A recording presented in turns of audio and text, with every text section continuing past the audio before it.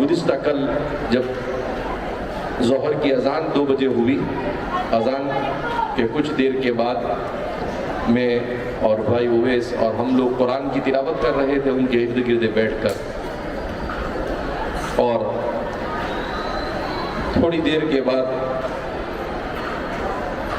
Doctor اشارہ کرنے لگا، میں نہیں سمجھ سکا تو انہوں نے بھائی اویس سے کہا کہ آپ کی روح پرواز کر چکی ہے۔ خدا پاک کی قسم، ان کی روح ایسے پرواز کر گئی کہ ان کی آنکھوں کی پلک بھی ہلی نہیں، اور ان کے بدن پر کسی قسم کے کوئی آثار موت نظر نہیں آئے۔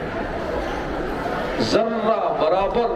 میں والد صاحب کے سر پر ہاتھ رکھ کر ان فی خلق السماوات والارض والا رکوع پڑھ رہا تھا،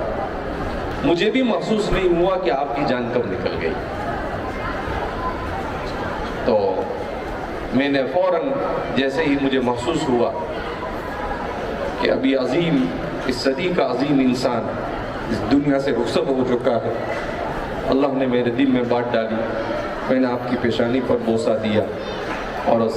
حضرت ابوبکر کی سنت کو زندہ کیا، طبت حیا وطبت میتا۔ آپ کی زندگی بھی قابل رشک اور آپ کی موت بھی قابل رشک۔